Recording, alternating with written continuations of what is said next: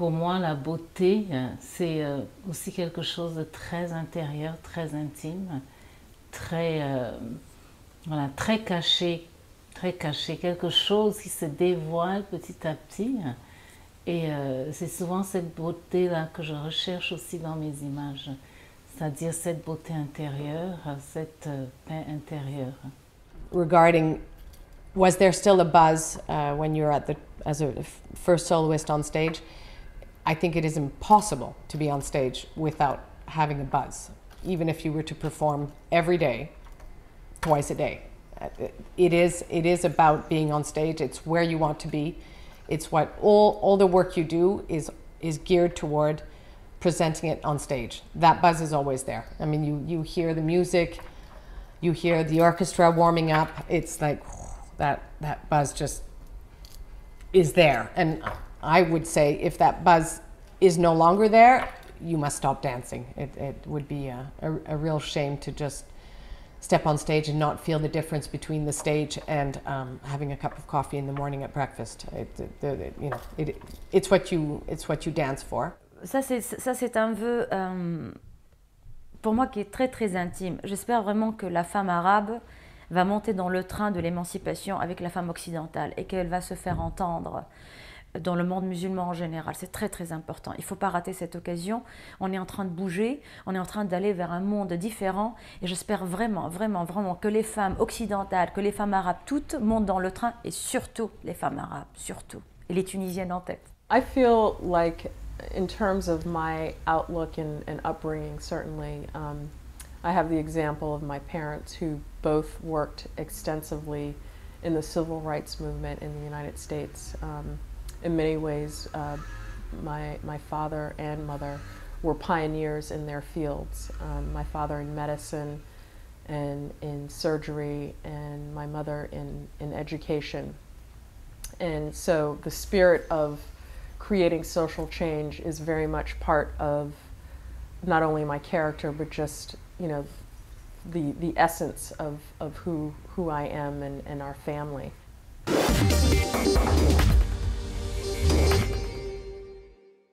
J'ai passé jour et nuit avec elle, d'abord à l'hôpital, puis j'ai tout fait pour pouvoir avoir la tutelle. En fait, au début, c'était une tutelle de l'État bolivien. On était au tribunal, on a tout fait pour avoir ça. Au bout de 2 mois, j'ai reçu la tutelle. Après, le problème, c'était de la faire rentrer en Italie. Ça, c'était horrible. On a eu des contacts avec tout le monde, avec l'État, Puis depuis, heureusement, j'avais un ami, un autre bénévole. Sa femme, elle était journaliste en Italie. Elle connaissait le maire de Florence. Et à Florence, il y a un hôpital pour enfants, très connu en Italie, il s'appelle l'hôpital Meyer. Et eux, ils ont pris en charge Roberta.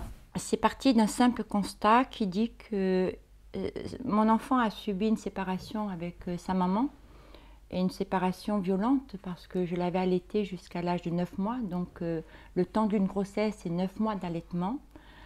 On était en fusion et en unité totale. Donc si j'ai pu ne rien lui révéler pendant un temps, c'est parce que je craignais de heurter son âme à nouveau. À savoir que les impacts de la négation ou d'une opposition relative à des parents peuvent être très douloureux dans le temps. Donc au moins protéger cette part symbolique de lui à lui-même et de cette part de mère qu'il n'a pas vécue. Et moi, de ma part, au niveau de mon fils, voilà, il en allait d'une espèce de respect de l'intégrité de la dignité de cet enfant. On a du chagrin, on a une douleur, on est en colère, mais on n'est pas dupe de cette émotion qui peut nous détruire. C'est l'émotion qui nous détruit. Mais de refuser un chagrin, c'est pas bien non plus. Parce qu'un chagrin, quand on perd l'être qu'on aime, c'est énorme, c'est colossal. On ne peut pas dire je me détache, je suis insensible. C'est pas possible. On reste un être humain. Donc on pleure, on est mal, et puis on sait qu'à un moment, le temps va passer petit à petit. Un jour, toc, il y a la petite impulsion qui va vous permettre de se dire « Ah tiens, la lumière revient. Ah tiens, j'arrive à reprendre du goût à ça. » Et puis voilà, on sait que le nuage est énorme, mais que derrière, il y a toujours le ciel bleu.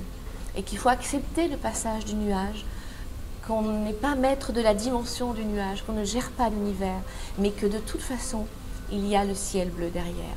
Et que c'est à ce ciel bleu qu'il faut penser.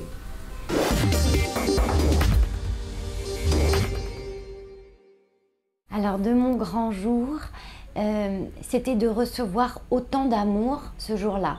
Ça, c'est quelque chose d'assez incroyable et tant qu'on ne l'a pas vécu, je crois qu'on ne peut pas vraiment se rendre compte parce que dans la vie, il y a plein de moments où on a les gens qu'on aime, il y a les baptêmes, les anniversaires, etc. Mais le jour du mariage, il y a vraiment tous les gens qu'on aime qui sont là.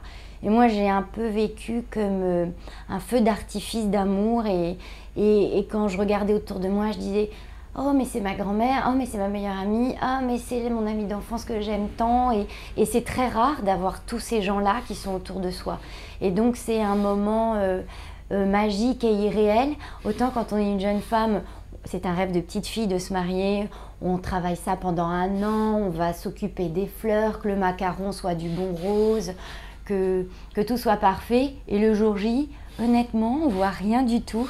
C'est-à-dire que tout ça est totalement balayé, et c'est merveilleux comme ça, par juste les gens qui sont là et tout cet amour qu'on a. Et on se sent aimé et regardé. Et dans la vie d'une femme, c'est un beau moment à vivre. If I haven't spoken to her ages, it doesn't matter. She's there. I just know it's unconditional. It's the nearest thing to a family, I guess. And I can just be me, and she's just her, and it's so easy. She's also someone who tells me the truth and tells me honestly about things. Mon meilleur ami est tombé très malade.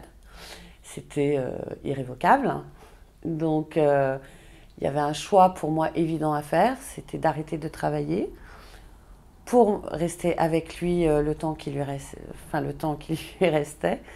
Et voilà, donc après la question s'est posée de ce que j'allais faire. Je voulais pas vraiment retourner dans la communication, donc je demandais tout le temps dans mes prières la lumière pour trouver autre chose. Je suis partie dans un grand club de vacances, j'avais pris mes cartes avec moi, ce qui est plutôt rare. J'ai commencé à les faire là-bas en m'amusant auprès du personnel de ce club. Et puis, j'ai pas pu prendre tout le monde. Des clients aussi sont venus. Je n'ai pas pu prendre tout le monde. Et donc, une personne m'a dit « Mais vous consultez à Paris ?» Là, j'ai dit oui. Et c'est comme ça que toute l'aventure a commencé. Et après, le bouche à oreille a très bien fonctionné. Et c'est comme ça que j'en ai fait mon métier.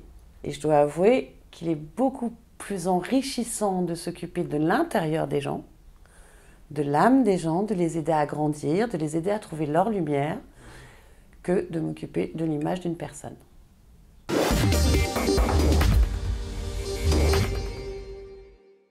Le marketing interactif, c'est vraiment accompagner les annonceurs qui souhaitent trouver de nouveaux clients et les fidéliser sur les médias interactifs que sont Internet et le mobile, peut-être demain l'iPad si ça a le succès de l'iPhone. Donc vraiment comment les accompagner pour comprendre et aller chercher et fidéliser des nouveaux clients grâce à ces médias qui ont des codes différents des médias traditionnels et aussi des outils de marketing relationnel traditionnels que peuvent être le téléphone ou le face-à-face. Donc on est dans finalement des objectifs assez classiques de conquête de clients et de fidélisation, mais avec des moyens très innovants et des moyens de relation avec ses clients et ses prospects extrêmement innovants et différents. People like Jamie Oliver and Nigella Lawson or all those have done a lot for the appreciation of cooking. I think everybody has a book of them in their cupboard. I think everyone has. And I think that the time before that, not everybody would have a cookbook, or maybe one from home, from their mothers or something. And now it has changed to yeah, it's becoming more popular, and people are. I can see it around me, and I can see it also. You know, when I'm on Twitter or something, that a lot of people read a lot of cookbooks or follow a lot of websites or buy a lot of cooking stuff. I think we're creating opportunities with New School Rules and the other events that we're doing for people to start finding out what they're good at. And once they find out what they're good at, and once they start getting the compliments and the training and start doing it more and more and more, and they start realizing where they can go with it, you see them grow as people. So I really feel like arts and culture in general is another way to give young people a way out, an alternative, a positive road to go on. Because you gotta imagine, a lot of these kids, they have nobody around them that says, you're doing good. You're actually good at this, or why don't you try this, or I believe in you, you go strive for this. They don't have that. So you can't really blame them not doing anything with their life because they don't have that that one person in their life that says, come on, let's go, I believe in you, I got your back. They don't have that. And if you can offer them that, even if it's through music or through arts or whatever, you give them hope. And that's what it's about to me.